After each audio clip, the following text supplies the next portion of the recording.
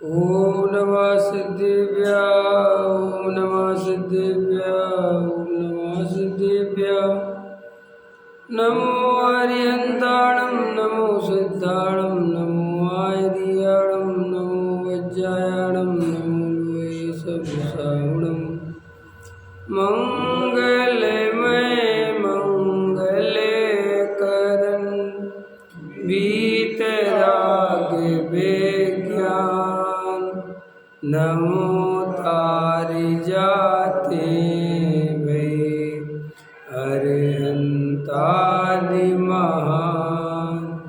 करे मंगल करे उमा ग्रंथ करन के काज जाते मिले समाज सब पावे निज पद राज। इस भव के सभी दुखान के कारण मिथ्या भाव तिनकी सत्ता नाश कर प्रगटे मोक्ष उपाय। आचार्य कल्प पंडित टोडरमल जी द्वारा रचित मोक्ष मार्ग प्रकाशक चौथा अधिकार पृष्ठ क्रमांक 87 मिथ्या ज्ञान का स्वरूप।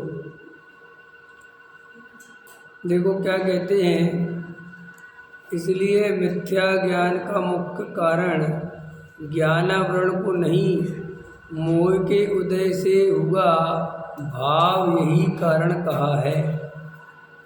यहाँ पर प्रश्न है कि ज्ञान होने पर श्रद्धान होता है, इसलिए पहले मिथ्या ज्ञान कहो बाद में मिथ्या दर्शन कहो। समाधान है तो ऐसा ही, जाने बिना श्रद्धान कैसे हो। परंतु मिथ्या और सम्यक ऐसी संज्ञा ज्ञान को मिथ्या दर्शन और सम्यक दर्शन के निमित्त से होती है। जैसे मिथ्या दृष्टि और सम्यक दृष्टि सुवर्ण आदि पदार्थों को जानते तो समान है, परंतु वही जानना मिथ्या दृष्टि के मिथ्या ज्ञान नाम पाता है और सम्यक दृष्टि के सम्यक ज्ञान नाम पाता है। इसी प्रकार सर्व मिथ्या ज्ञान और सम्यक ज्ञान को मिथ्या दर्शन और सम्यक दर्शन का कारण जानना। इसलिए जहाँ सामान्यतया ज्ञान श्रद्धान का निरूपण हो वहाँ तो ज्ञान कारणभूत है, उसे प्रथम कहना, और श्रद्धान कार्यभूत है, उसे बाद में कहना। तथा जहाँ मिथ्या सम्यक ज्ञान श्रद्धान का निरूपण हो वहाँ श्रद्धान कारणभूत है, उसे पहले कहना, और ज्ञान कार्यभूत है, उसे बाद में कहना। बहुत इम्पोर्टेंट प्रश्न है, बहुत इम्पोर्टेंट है। देखो ये अधिकार में, इस प्रकरण में पहले तो ये चर्चा ली थी टोडरमल जी साहब ने कि मिथ्या दृष्टि का जो ज्ञान है वो मिथ्या ज्ञान क्यों है। तो बोले साहब मिथ्या दर्शन के कारण मिथ्या ज्ञान है। तो फिर शिष्य ने प्रश्न किया कि ज्ञान का कारण तो ज्ञानावरणी कर्म है जिसके कारण जीव को ज्ञान नहीं होता, तो ज्ञानावरणी कर्म को कहो, है ना, कि ज्ञान नहीं होने का कारण मिथ्या ज्ञान का कारण। लेकिन आप श्रद्धान को मिथ्या दर्शन को कारण क्यों कहते हो? तो उसका समाधान था कि भाई जो ज्ञान प्रयोजन भूत तत्व की सच्ची श्रद्धा ना करे, है ना, और पर पदार्थों को जाने नहीं जाने, कम जाने ज़्यादा जाने, उससे जीव के सुख की सिद्धि, प्रयोजन की सिद्धि नहीं होती। इसलिए असली दुख का कारण तो मिथ्या दर्शन है। और जो सम्यक ज्ञान है वो पर पदार्थों के आधार से नहीं है। जैसे कोई व्यक्ति दुनिया में किसे पागल कहते हैं? जो अपने बारे में नहीं जानता, जो अपना पता नहीं जानता, जो अपना नाम गाम भूल गया है, बाकी सब जानता है तो कहते तो पागल हो गया है। पागल से सबसे पहले क्या पूछते तुम कौन हो? वो नहीं बता पाता तो कहते तो पागल है। तो ऐसे ही यहाँ सम्यक दृष्टि जीव और मिथ्या दृष्टि जीव में क्या अंतर है कि मिथ्या दृष्टि जीव सारी दुनिया के बारे में जानता है लेकिन अपने बारे में नहीं जानता, और सम्यक दृष्टि भले ही दुनिया के बारे में कम जाने लेकिन अपने बारे में बिल्कुल सच्चा और पक्का जानता है। इसलिए सम्यक दृष्टि के ज्ञान की कीमत है। क्यों है? क्योंकि कम से कम उसने प्रयोजनभूत चीज को जाना, और मिथ्या दृष्टि 11 अंग और 9 गुरु का ज्ञान भी कर ले, सारी दुनिया का ज्ञान कर ले तो भी क्या काम का है। जैसे उदाहरण के लिए समझ लो, अभी डॉक्टर हैं, बड़े बड़े इंजीनियर हैं, बड़े बड़े वैज्ञानिक हैं, बड़े बड़े ऑफिसर हैं, बड़े बड़े नेता हैं, बड़े बड़े अधिकारी हैं। अब इनको ज्ञान बहुत है, बहुत ज्ञान है, अपने अपन कुछ भी ज्ञान नहीं है इनके सामने, फिर भी इनका ज्ञान इन्हें सुखी नहीं कर सकता इतना ज्ञान होने पर भी, क्योंकि वो जितना ज्ञान है वो विपरीत है तो बहुत लेकिन विपरीत है। विपरीत कैसे है? पैसे से सुखी हो जाऊंगा, पद से सुखी हो जाऊंगा, संयोगों से सुखी हो जाऊंगा, मैं नहीं मरूंगा, मैं तो सदा काल रहूंगा, है ना, मैं इसका बुरा कर दूंगा, मैं इसका अच्छा कर दूंगा, मैं अधिकारी हूँ, मेरा ज्ञान बहुत है।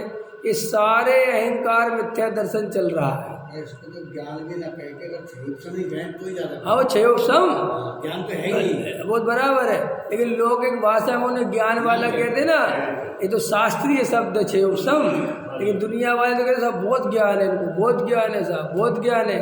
तो वो कहते ये ज्ञान हम इसलिए ज्ञान नहीं कह रहे कि ये ज्ञान तुम्हें सुखी नहीं कर सकता, हम उसी के ज्ञान को ज्ञान कहते हैं जो तुम्हें सुखी कर दे। ख्याल में है ना? ये तुम्हारा ज्ञान क्या काम का है? बड़े बड़े IAS और बड़े बड़े सुप्रीम कोर्ट के जज बगीचों में घूमते फिर रहे हैं, टाइम काट रहे बुढ़ापे में, कह रहे तुम तो सुप्रीम कोर्ट के जज थे, तुम्हें तो संविधान कितना पता था कि अब क्या करें, हो गया टाइम पूरा खत्म है। जब वो ज्ञान काम नहीं आता, लेकिन मुझे आत्मा का ज्ञान हो जाए और मैं 80 साल का बुढ़ा घाट पे खड़ा हूँ तो भी मेरी मस्ती अलग ही होगी, मेरा चेहरा नहीं मुड़ जाएगा, मैं दुखी नहीं होऊंगा, मैं किसी से शिकायत नहीं करूँगा। क्यों? कि मुझे आत्मा का श्रद्धालु हुआ है। तो पर पदार्थों के संग्रह से, पर पदार्थों के ज्ञान से जीव सुखी नहीं होता। ये बात हमें समझ में आ जाए तो हम तो अभी राजा हैं, अभी आनंद करो। किस बात का डर है, किस बात का दुख है, क्या घबराते हो, क्या लेके आए थे, क्या लेके जाओगे, आनंद से रहो। क्या इतनी मस्ती का मार्ग है।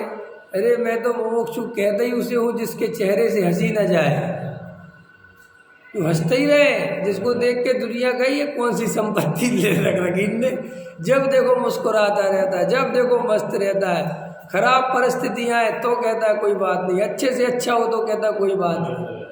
एक कहानी सुनाता हूँ ना मैं छोटी सी। एक राजा था, एक राजा ने कहा बड़े बड़े विद्वान बुलाए, बड़े बड़े पुरोहित बुलाए, देश नगर विदेशों से बुलाए कि मैं सबसे एक अपील करता हूँ कि मुझे एक सूत्र चाहिए एक लाइन में कि जो सदा काल काम आए, सदा काल सुख में भी काम आए और दुख में भी काम आए, ऐसा सूत्र बनाओ। अब ऐसा कैसा सूत्र बन सकता है कि जो सुख में भी काम आए और दुख में भी काम आए? वो सूत्र इतना सा चाहिए, लंबी चौड़ी व्याख्या नहीं चाहिए। ख्याल में आया कि नहीं आया? बहुत विद्वानों ने बहुत दिमाग लगाया, बहुत परेशान। एक बूढ़े तक एक खबर पहुंची, बहुत पुराना था, कहीं दूर गांव में रहता था। उसने एक छोटी सी पर्ची बनाई, बिल्कुल छोटी सी, और ताबीज के अंदर रख दी और राजा को भेंट में पहुंचा दी कि राजा को कहना मैं तो नहीं आऊँगा, ना मेरे आने का कोई प्रयोजन हो, ना मुझे कोई इनाम चाहिए, लेकिन इसके अंदर जो मैंने तुम्हें लिख के दिया है मंत्र, वो तभी खोलना जब तुम बहुत ज़्यादा परेशान हो, कोई रास्ता नहीं सूझे, बहुत दुखी हो, तब ये निकालना तुम्हारी समस्या का समाधान कर देगा। ऐसे ही तुम बहुत प्रसन्न हो रहे हो, बहुत अहंकार में चढ़ रहे हो, तो ये पर्ची निकालना तुम्हारी समस्या का समाधान होएगा। राजा ने वो ताबीज पहन ली, रख ली और समय बीता। एक दिन किसी दूसरे राज्य के राजा ने चढ़ाई कर दी राज्य पे अचानक, और राजा को अपना घोड़ा लेके जंगल भागना पड़ा, राज्य छोड़ के भागना पड़ा। भागता गया, सैनिक पीछे थे, दौड़ता गया दौड़ता गया दौड़ता गया, एक चट्टान की ओट में छुप गया। सैनिकों ने इधर उधर देखा, सोचा मर गया, खाई में कूद गया, पता नहीं कहाँ, और वो लौट के चले गए। तो बहुत दुखी था, बहुत अंदर अंदर दुख में था, मेरा राज्य लुट गया, मेरी क्या हालत हो गई, मेरे पास एक गिलास पानी भी नहीं है पीने के लिए, मेरा सारा साम्राज्य लुट गया, ऐसा दुखी हो रहा था। फिर उसे वो बात याद आई कि एक बूढ़े व्यक्ति ने मुझे एक ताबीज़ दी थी, और उसने कहा था जब कोई रास्ता नहीं सूझे तो उसको निकालना और पढ़ना। उसने निकाला और उसकी पर्ची बाहर निकाल के पढ़ी, तो उसमें लिखा था ये समय भी नहीं रहेगा, ये समय भी नहीं रहेगा, ये समय भी नहीं रहेगा। ओह, एकदम ख्याल में आ गया, अरे ये तो सब बदलने वाला है। प्रसन्न हो गया, ख्याल में आया ना, और फिर मेहनत करी, फिर इकट्ठे करे सिपाही, और फिर चढ़ाई करी, उस राजा को फिर हरा दिया, और फिर राजगद्दी में बैठ गया। तो बड़े उसका अभिषेक हो रहा था, तो फिर उसने वो पर्ची निकाली, खुश हो रहा था, और फिर पढ़ा ये भी समय। वो कहते हैं उसने उसी समय दीक्षा ले ली, साधु बन गया। समझ में आ गई बात। तो इस संसार में किस बात के लिए घबराना, क्यों डरते हो, क्या करोगे चिंता करके, क्या कर लोगे चिंता से। यहाँ कौन रहा है आज तक, है रात और दिन प्राइम मिनिस्टर के पद पर बैठने वाले, इस देश को चलाने वाले, इस देश की चिंता में मग्न रहने वाले, वे भी छोड़ के चले जाते हैं। वे भी इस देश में कुछ नहीं, क्या है, क्या रखा, क्यों चिंता करते हो। देखो भाई, मरने से बच सकते नहीं तो मरने की क्या चिंता करना। जब जन्म लिया है, जब डेट ऑफ बर्थ है हमारी, तो डेट ऑफ डेथ भी होगी। ख्याल में आया कि नहीं, इसमें क्या सोचना, क्या घबराना। मरने से मूर्ख लोग डरते हैं, जो ज्ञानी पुरुष होते हैं, जो वस्तु स्वरूप समझते हैं, वो कहते हैं मरना तो वस्तु स्वरूप में शामिल है। अरे जिसका जन्म है उसका मरण निश्चित है, जिसका संयोग है उसका वियोग निश्चित है। बाकी वस्तु स्वरूप तो ये है कि तुम एक जल की बूंद को नष्ट नहीं कर सकते। कर सकते हो? बोलो राजेश जी, एक तुम्हें पानी की बूंद दूं मैं, तुम्हारी हथेली में से पानी की जल की बूंद रखूं, उसे नष्ट कर सकते हो? नहीं कर सकते। क्या बात करते हो? इसे थोड़ी देर धूप में रख देना, नष्ट हो जाएगी। तवे पर डाल देना गरम गरम, नष्ट हो जाएगी। नष्ट हो जाएगी अरविंद जी? अरविंद जी सोच रहे क्या पता हो जाएगी, फिर कहाँ जाएगी? हो जाएगी नहीं हो जाएगी? रमेश जी, खत्म हो जाएगी नहीं हो जाएगी? खत्म होएगी कि नहीं होएगी? हैं? भाप बन जाएगी, नष्ट नहीं होगी। तुम्हें लगता है कि नष्ट हो गई? पानी की एक बूंद तुम नष्ट नहीं कर सकते। और तुम अनंत गुणों के धारी चैतन्य आत्मा, उसके नष्ट होने की सोचते हो? है तुम्हें लगता है मैं मर जाऊंगा? कौन मर जाएगा?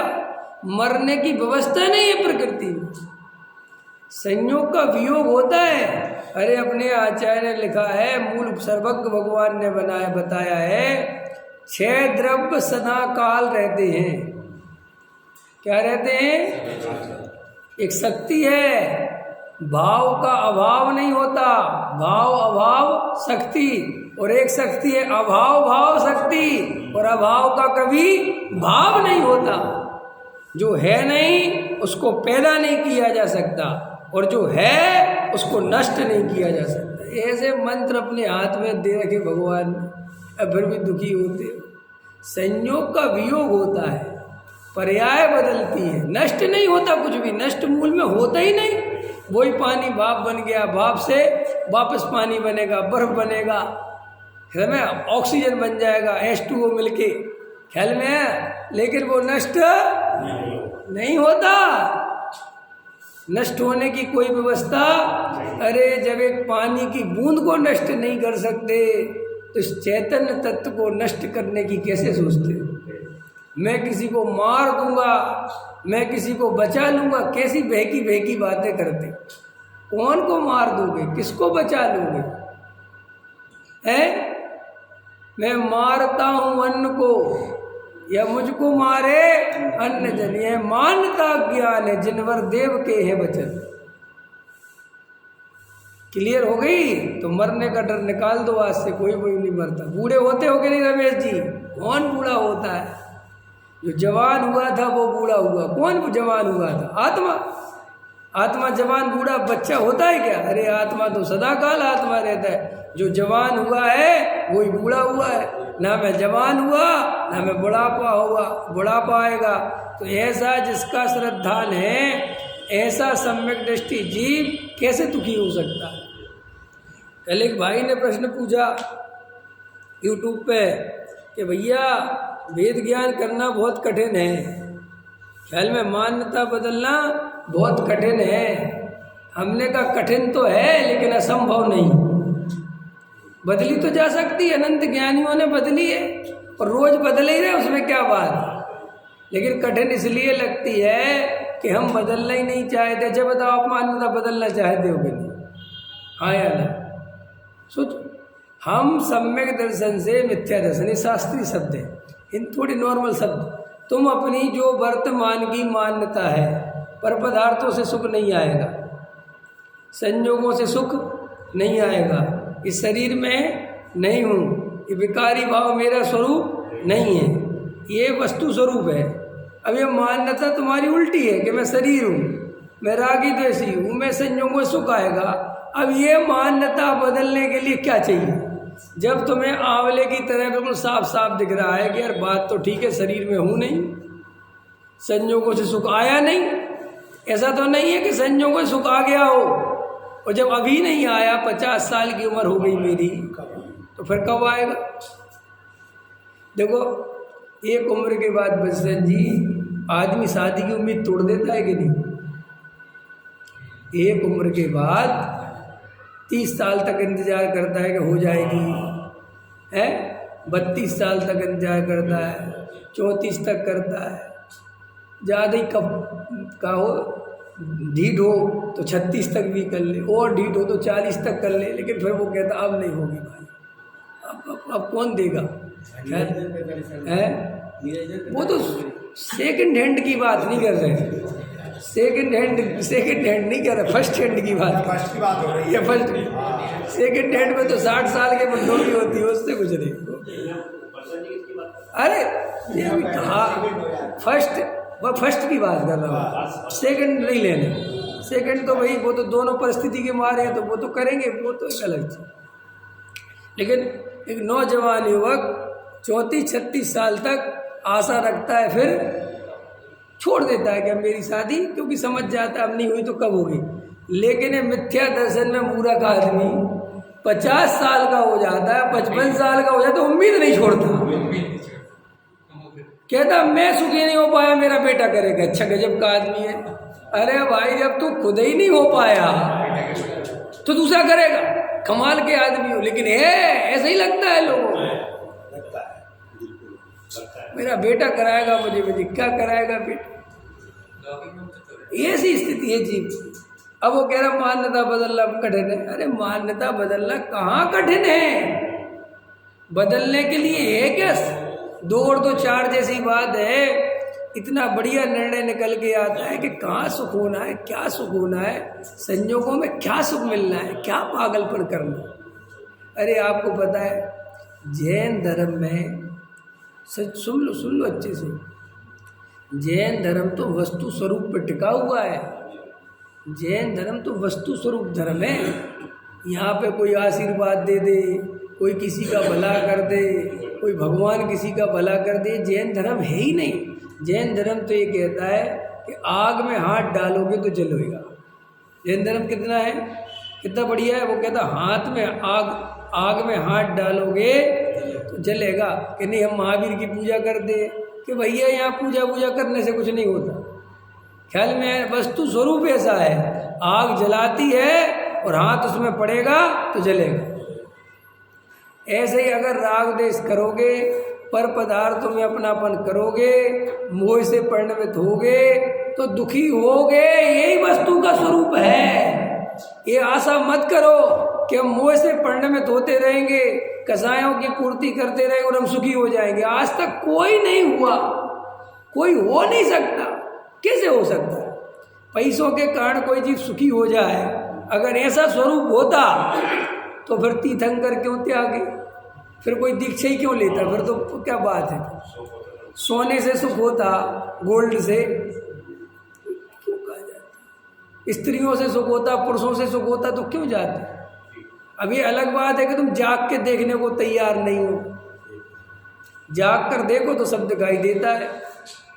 तो उस भाई ने प्रश्न पूछा कि मान्यता नहीं, मान्यता बदलना कठिन नहीं। मान्यता तो जीव आज दृढ़ संकल्प कर ले, आज अभी, कि मैं मिथ्या श्रद्धा के साथ नहीं जीऊंगा, अभी बदल लो 2 मिनट बाद। कौन तुमसे कोई मना कर रहा है? कौन पूछ रहा है? बोलो।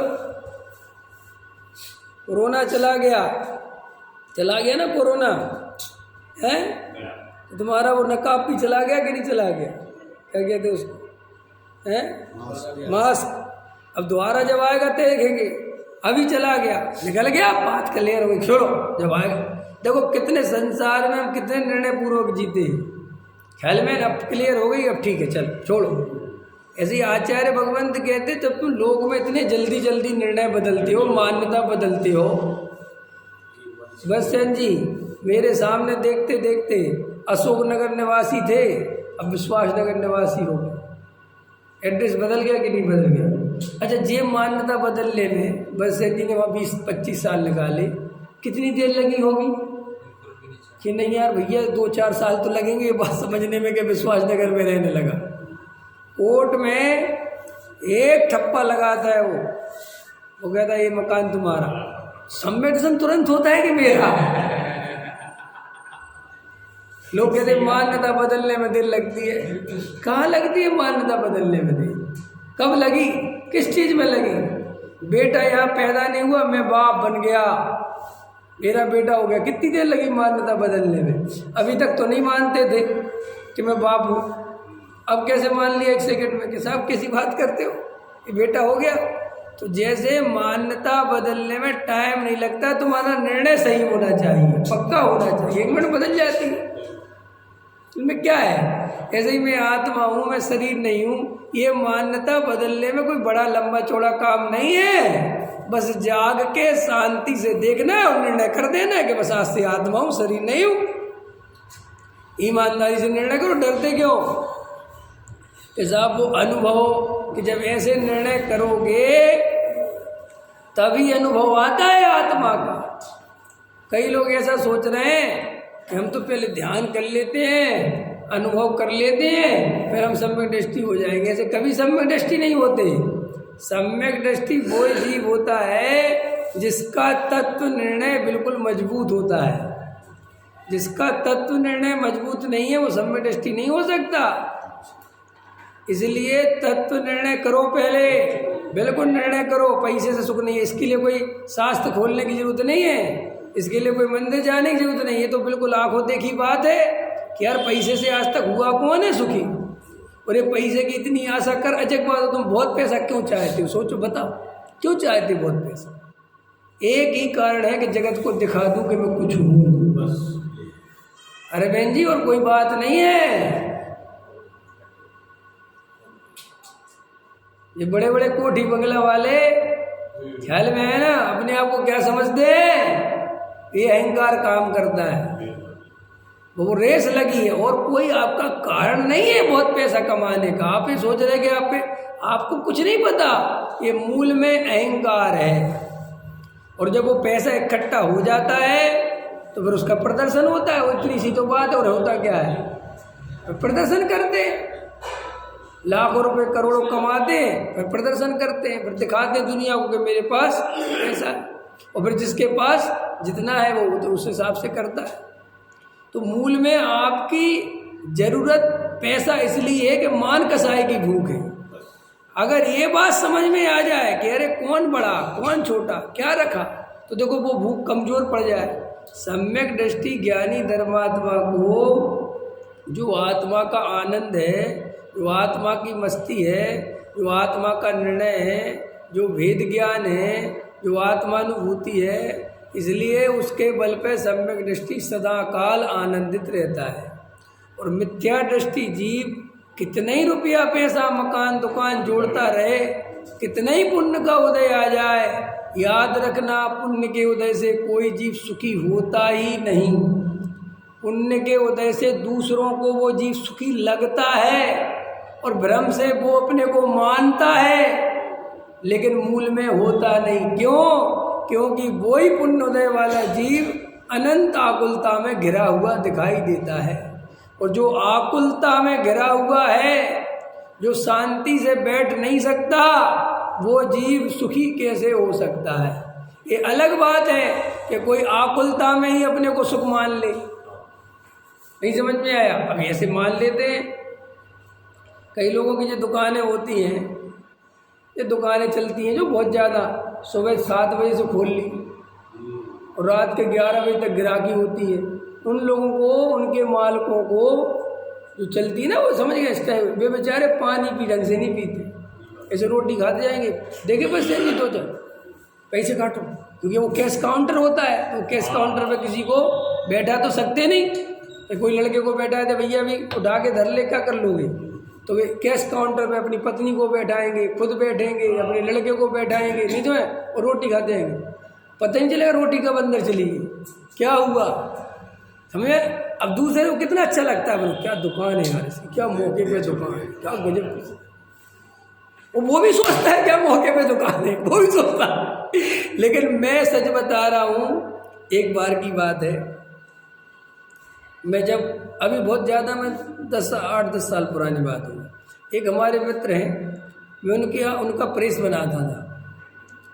तो मैं ऐसे उनके ऑफिस में बैठा था, तो बातचीत चल रही थी। तो मैंने कहा भाई साहब, अपन तो पहले माल बनाओ, फिर यहाँ से बाहर भेजो, महीनों में पेमेंट आती है, फ़ोन लगाते फिरो, ये मज़े तो उन दुकानदारों के। ऐसा मैंने कहा कि अपने से उधार लेते हैं और वहाँ मज़े से बेचते हैं और अपने पैसे पर पेश करते हैं और अपन को देते 2 महीने बाद और वहाँ नगद लेते। तो उन्होंने मुझे एक बात कही, मैंने वो बात उस समय ऐसी दिमाग में बैठाई, मैंने कही तो बहुत इंपॉर्टेंट बात कही।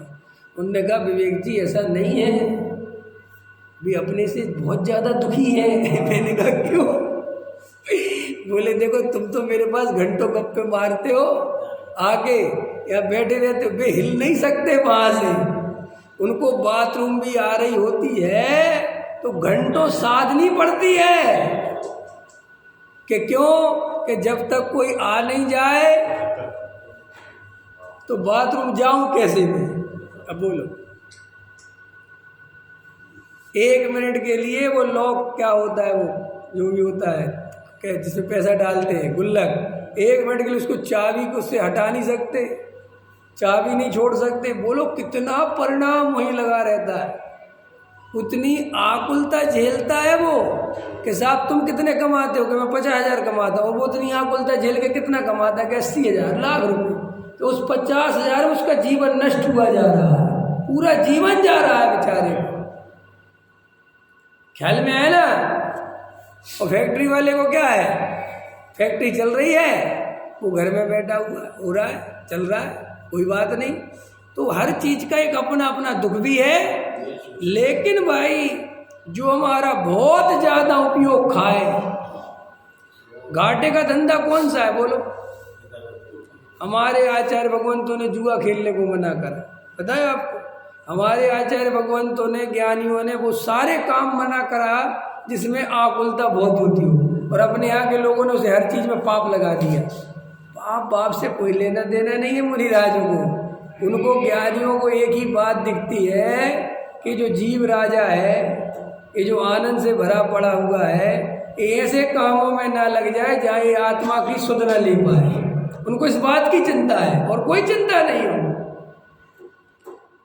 ये जो पंच इंद्रियों पर भी कंट्रोल करने को कहते हैं, ये क्यों कहते हैं? कोई पाप के कारण? पाप बाप नहीं कि तुम पंच इंद्री के विषय भोगों को पोषने में, इकट्ठा करने में इतने ज़्यादा ना लग जाओ कि तुम्हें आत्मा की सुध ना रहे। एक ही कारण है, कोई जीव व्रतशील संयम आदि करता, सुनो अच्छे से ध्यान से, ये बहुत खतरनाक बात बोल रहा हूँ। कोई जीव व्रतशील संयम आदि करता है और आत्मा की शुद्ध नहीं कर लेता, वो पापी ही है। क्योंकि ये सब आत्मा की शुद्ध लेने के लिए बताए हैं। ये कोई उनको रोटी छुड़ाने से क्या मतलब है, क्या करो, क्या रोटी खाना और नहीं खाना। अरे उनको तो आचार्यों को तो ऐसी करुणा आती है कि तू रोटी खाने में जितना टाइम बर्बाद करेगा, उसके जोड़ने में जितना टाइम बर्बाद करेगा, इसकी जगह भैया तू आत्मा जान ले, रोटी की झंझट ही खत्म हो जाएगी। उनको तो ये करना आती है। और हमने क्या कहा कि वो तो आचार्य कहते रोटी नहीं खाना, तो बंदो रोटी नहीं खाएंगे, पढ़ाई गलत है, प्रयोजन नहीं समझते हम आचार्य भगवान। अरे भैया ज्ञानियों का प्रयोजन एक ही है, अगर वो ज्ञानी है तो अज्ञानी की बात नहीं करता। ज्ञानी का एक ही प्रयोजन है कि सभी जीवों को इस आत्मा का अनुभव हो जाए, क्योंकि संसार में जितने भी जीव दुखी हैं वे आत्मा के निर्णय के बिना, आत्म श्रद्धान के बिना, वेद विज्ञान के बिना, आत्मानुभव के बिना हैं। और जितने भी सुखी हैं वो इन कारणों से सुखी हैं। इसीलिए आचार्य अपने से कहते हैं, ज्ञानी अपने से कहते हैं कि भाई मान्यता तो 2 मिनट में बदलती है, क्योंकि तुम मान्यता बदलने में एक्सपर्ट हो। ऐसा नहीं है कि तुम्हारी मान्यता भैया, हाँ ये अलग बात है, अनादिकाल से आत्मा के लिए मान्यता नहीं बदली, बाकी मान्यता तो तुम रोज बदलते हो, नहीं बदलते क्या? ऐसा थोड़ी आत्मा मान्यता बदलती नहीं, रोज बदलती है। रमेश जी मुझे कल तक अच्छे लग रहे थे, मैंने कल तक अच्छा मान रहा था, आज मेरी मान्यता बदल गई, अरे इनने तो हमें धोखा दे दिया। लो अब हमारी मान्यता 2 मिनट में सेट हो गई कि तो धोखेबाज है। इसमें क्या मान्यता नहीं बदलती क्या है? ऐसा तो नहीं कि मान्यता बदलना। अरे भाई आत्मा की तरफ ध्यान नहीं है, वेद विज्ञान की कला नहीं आती, वेद विज्ञान की कला से सुखी हो जाऊंगा ये बात नहीं जमती। इसलिए शरीर और आत्मा को एक मानते हैं और ये धारा चलती रहती है। शरीर और आत्मा को अलग अलग मानने की अंतरंग में कोई स्थिति नहीं है, क्योंकि उससे हमें कोई प्रयोजन की सिद्धि दिखाई। जब तक पैसा रुपया मकान दुकान घर गृहस्थी ये जीव को सुखी होने के कारण दिख रहे हैं, तब तक जीव आत्मा नहीं जानेगा। ये निर्णय आपको करना है। तो देखो टोडरमल जी साहब ने क्या कहा कि देखो भाई ज्ञान होने पर श्रद्धान होता है, इसलिए पहले मिथ्या ज्ञान कहो बाद में मिथ्या दर्शन कहो। तो इसका देखो टोडरमल जी साहब ने क्या जवाब दिया कि भाई तू जो कह रहा है बात तो ठीक ही है, बिल्कुल ऐसा ही है कि ज्ञान हुए बिना श्रद्धान कैसे होगा। माने पहले वस्तु स्वरूप समझा जाएगा ना, पहले देह और आत्मा अलग अलग हैं। आत्मा पर पदार्थों का माने मैं करता धरता नहीं हूँ, संयोग का वियोग होता ही होता है, ये देह में नहीं हूँ, ये रागादि रूप विकारी भाव में नहीं हूँ, ऐसा पहले जानोगे ना, पहले ऐसा वस्तु स्वरूप समझोगे ना, तभी तो श्रद्धान करोगे। तो वो कह रहे हैं, शिष्य कह रहा है कि इसलिए हम ये कह रहे हैं कि पहले सम्यक ज्ञान होता है और बाद में सम्यक दर्शन होता है। अंतर समझ में आया? प्रश्न समझ में आ गया? इसलिए साहब आप मिथ्या दर्शन का तो क्या लेना देना, ये तो ज्ञान को पकड़ो सब कुछ। तो वो कहते टोडरमल जी तुम बात तो कहते हो, सही कहते हो, बात तो ऐसी ही है, लेकिन इस दुनिया में ऐसे बहुत लोग हैं, अरे बहुत लोग क्या हम ही हैं, कि जो वस्तु स्वरूप तो पूरा समझते हैं लेकिन श्रद्धान नहीं करते। अब बोलो अब क्या करें? तो वो कहते हैं कि हम तो ज्ञान को सम्यक ज्ञान तभी कहेंगे जब तुम्हारा श्रद्धान सम्यक होगा। अरे दुनिया में भी कहते ना कि हम आएंगे कि नहीं, हम आना हुआ तभी मानेंगे जब तुम आ जाओगे। ऐसे बातों से तो ना जाने कितने आ गए। बोलो अपन के पास फोन आते साहब आपको, हाँ आएंगे, कौन आ रहा है, उसी समय अंदर क्या चलता है, कौन आ रहा है? जो बहुत ज़्यादा चतुर होते हैं वो कहते अरे अरे आएंगे साहब, बिल्कुल आएंगे, कैसी बातें कर दीजिए, समझ लिया तो अत्यंत चतुर का लक्षण है। ख्याल में है ना। जो थोड़ा सा ईमानदार होगा, इतना ज़्यादा ढीठ नहीं होगा, समझ लो चालू चक्रम नहीं होगा, चतुर, हाँ, तो वो पता क्या बोलेगा, भैया आपका फ़ोन आया, बहुत बहुत धन्यवाद, लेकिन उस दिन तो मैं बहुत परिस्थिति मेरी ठीक नहीं, मैं नहीं आ पाऊँ।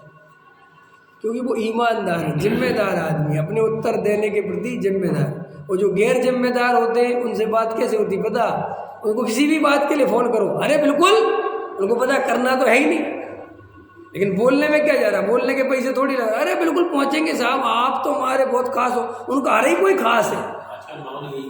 आजकल यही है, जब मोदी जी ने पैदा किया वो माहौल, जब देश का प्राइम मिनिस्टर जहाँ जाता है वहीं से रिश्ता जोड़ देता है।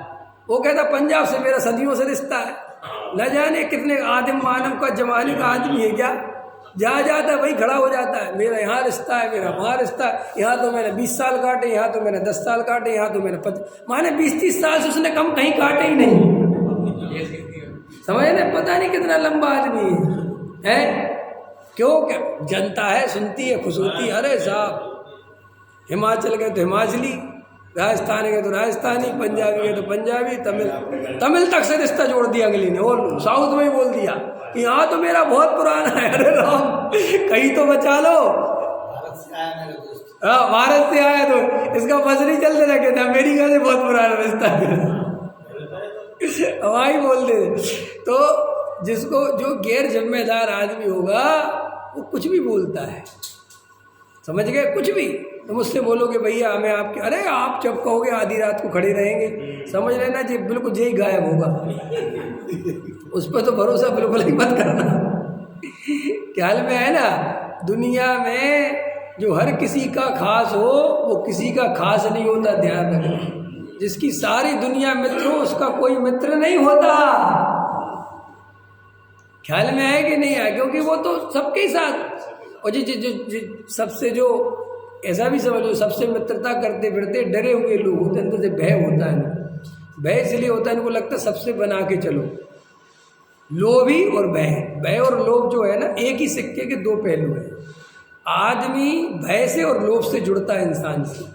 आदमी को लगता है, एक तो भय सताता है कि यार पता नहीं कौन सी तक, और लोभ सताता है कि काम का आदमी, इसको यूज करना है।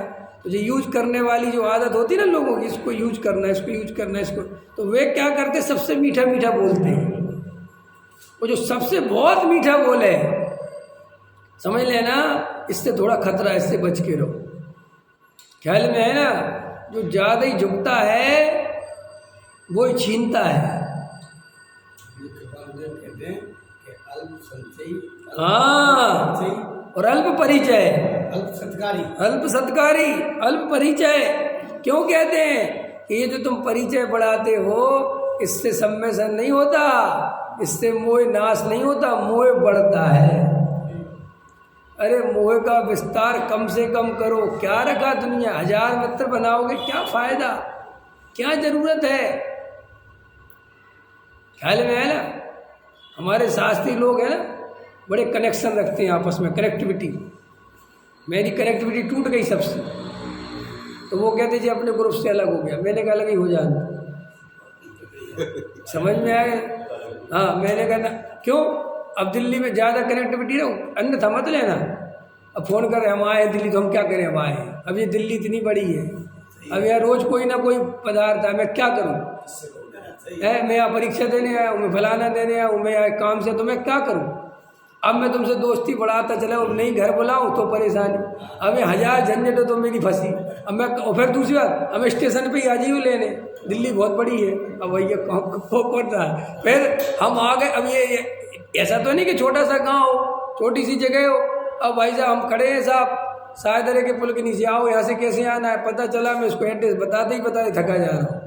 खैर, अब मैंने, मेरा कहने मतलब ये अल्प परिचय होना क्यों जरूरी, क्योंकि तुम्हारा उपयोग रूपी, और घर पे अलग डांट पड़ती है, घर में अलग क्लेश होता है।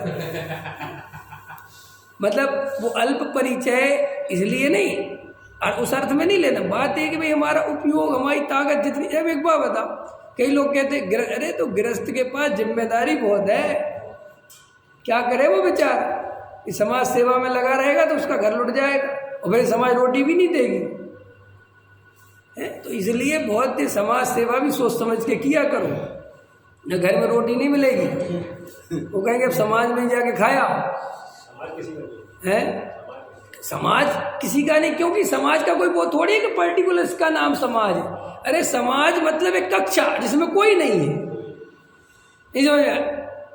समाज माने एक खाली, इसमें समाज कोई ये थोड़ी ये समाज है, ये तो बस जी, ये थोड़ी ये तो दिनेश जी, अभी समाज थोड़े, समाज माने कोई नहीं, अंतर समझ में ना। व्यक्ति जब आता है तो व्यक्ति माने मैं, भैया तो समाज की जिम्मेदारी है, मैं समाज माने कौन है, अपना समाज ठीक नहीं, कौन सा कौन है ये समाज, समझे? तुम खूब समाज को गाली देते रहो, मुझे थोड़ी पड़ी, ये तो समाज को पड़ी और समाज तो कोई है नहीं। ये हमारी हालत है, इसलिए मैं कहता हूँ समाज को मत सुधारो, समाज कभी सुधरता ही नहीं, तुम तो व्यक्ति को सुधारो तब समाज सुधरेगा। हम उल्टा काम, समाज को ऐसा करना चाहिए, कौन से समाज को ऐसा करना चाहिए? जैन धर्म के लोगों को रात में शादी नहीं करना चाहिए, कौन सा जैन धर्म, कौन सा समाज? सीधा बोलो दिनेश जी, रात में शादी नहीं करना। अब दिनेश जी के ऊपर आई ये बात, क्या भाई अब मेरे ऊपर आ गई बात है ना। समाज की तो तुम बोलते रहो, समाज की तुम सुनते रहेंगे। जैन समाज वालों को रात हुए नहीं करना चाहिए, ठीक है साहब, जैन समाज वालों को नहीं करना चाहिए, मेरे लिए थोड़ी बोला था, मैं तो करूँगा। इसलिए जो लोग समाज सुधारने जाते हैं वे कभी कुछ सुधार ही नहीं पाते। आप सीधा व्यक्ति को सुधारो, व्यक्ति सुधरेगा तो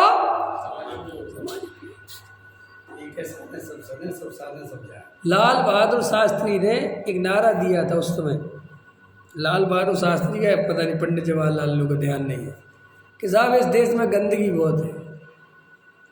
तो पंडित जवाहरलाल नेहरू अथवा लाल बहादुर शास्त्री ने बोला था कि गंदगी 2 मिनट के अंदर ठीक हो सकती है, 2 मिनट में अपना देश चमक सकता है। ये कैसे हो सकता है कि तुम देश वेश बोलना बंद कर दो, सिर्फ ये आदेश दे दो कि अपने घर की साफ सफाई, घर के बाहर गंदगी नहीं होनी चाहिए वरना जुर्माना लगे। अमेरिका क्यों साफ है? वहाँ पे कागज किसी ने डाला हो लेकिन तुम्हारे घर के सामने डला है, जुर्माना तुम पे लगेगा। अब बोलो कागज का ध्यान कौन रखेगा?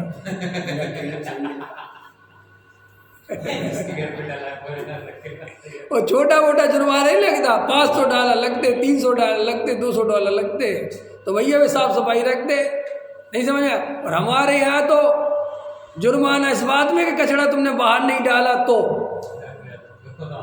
ख्याल में है ना? अपने तो जुर्माना इस बात डालो, तुम तो बाहर ही डालो।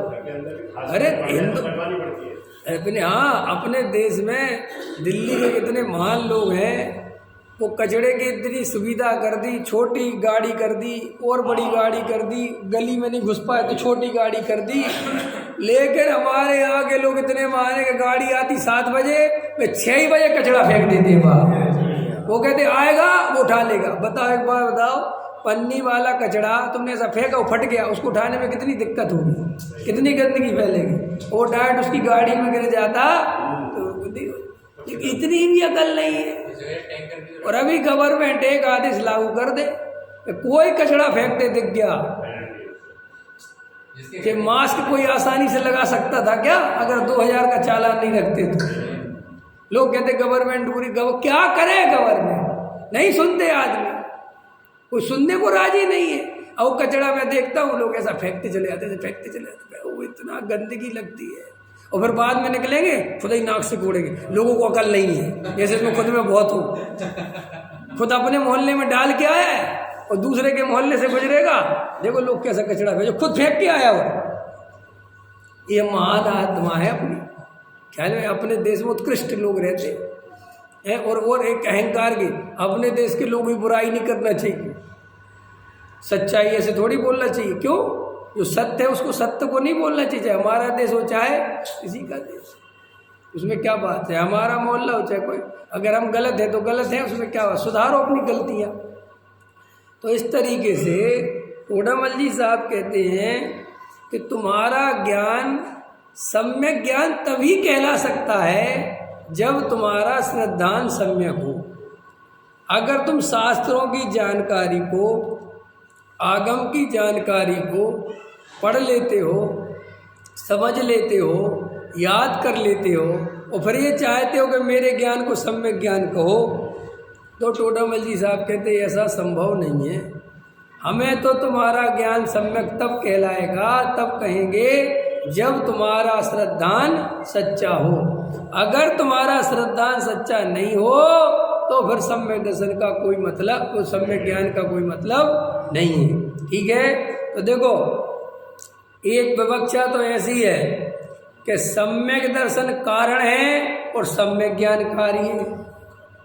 हमें एक कारण कैसा है कि सम्यक ज्ञान कैसे प्रकट हुआ, कि सम्यक दर्शन के कारण प्रकट हुआ। और एक विवक्षा ऐसी है कि सम्यक दर्शन कैसे प्रकट हुआ, कि साहब सम्यक ज्ञान से प्रकट हुआ। तो वहाँ सम्यक ज्ञान कारण हो गया और सम्यक दर्शन कार्य हो गया। समझ में आया ना कि भैया हमने वस्तु स्वरूप समझा और यहाँ श्रद्धान कर लिया, तो कारण कौन है कि वो ज्ञान। और एक विवक्षा ऐसी है कि साहब ये ज्ञान सम्यक क्यों है, कि श्रद्धान सम्यक। आगे तो हाँ, दोनों साथ ही है। ज्ञान श्रद्धान सम्यक एक साथ, अलग अलग नहीं। इसलिए शास्त्रों की जानकारी को बढ़ाने से धर्म नहीं होता। लोगों को ये बात पता नहीं क्यों समझ नहीं आती, क्यों तकलीफ होती है। अरे भाई, जितना जाना है उतना श्रद्धान तो करो, वही सम्यक दर्शन करा देगा। बहुत जानने से कुछ नहीं होता। क्या करोगे बहुत जान के? अनंत बार जाना है, अनंत बार। अरे अगर मैं कभी मुनि बना होऊंगा और मैंने 11 अंग नौपुर का ज्ञान किया होगा, तो ऐसी कौन सी चीज़ है जो मेरे ज्ञान में ना आई हो, इस आत्मा को छोड़ के? कितनी कर्म फिलॉसफी मुझे आती होगी। आज तो मुझे कर्म की 148 प्रकृतियाँ याद नहीं है। और एक समय ऐसा ज्ञान का विकास हुआ था मेरा कि मुझे कर्म फिलॉसफी, 3 लोक का ज्ञान, विदेह क्षेत्र का ज्ञान, सारा जम्मू द्वीप का ज्ञान, भरत क्षेत्र का ज्ञान, आर्यखंड, सब ज्ञान, चरणानियोग का ज्ञान, प्रथमानियोग का ज्ञान, द्रव्यानियोग, सबका ज्ञान हुआ था। और कितना विकसित हुआ था? 11 अंग और 9 पूर्व। तब भी एक आत्म ज्ञान बिना सुख ले जना। मैंने आत्मा का ज्ञान नहीं किया, आत्मा का अनुभव नहीं किया, अपने को आत्मा नहीं माना, जिसके कारण वो ज्ञान वापस ह्रास को प्राप्त हो गए, नीचे आ गया। आधार आदेश संबंध, हाँ बराबर। मैंने कुछ साल की गाथा पढ़ी थी, उसमें ऐसा है कि ज्ञान, जैसे अगर ज्ञान को हम आधार कहेंगे, हाँ, तो ज्ञान तो हमारा छोड़ छोड़ नष्ट हो जाता है। हाँ, तो जो है कहाँ से वो आधार रहेगा? हाँ, और अगर सिद्धांत अगर जो है वो तो ये थोड़ी थोड़ा सा उसको आधार आधे संबंध, इसमें कुछ नहीं। विवक्षा ये है, वो ये कह रहे हैं, अब वो मैंने पढ़ा नहीं, ख्याल में नहीं, लेकिन आधार आधे का संबंध होता है कि जिसके आधार से जो चीज़ टिकी, जो चीज़ टिकी है उसका नाम आधे, जिस पे टिकी है उसका नाम आधार। तो वो कहते हैं सारा खेल ज्ञान से चल रहा है, ज्ञान ही आधार है। ज्ञान आधार क्यों है? कि जो कुछ होना है, जो कुछ करना है, वो ज्ञान को ही करना है, उस पर्याय में ही होना है। देखो भाई, द्रव्य में कुछ होना नहीं, गुणों में कुछ होना नहीं, श्रद्धा में कुछ होना नहीं, घबराना नहीं। श्रद्धा तो जो ज्ञान डिसीजन देगा, जो ज्ञान निर्णय करेगा, श्रद्धा तो उसे स्वीकार कर लेगी।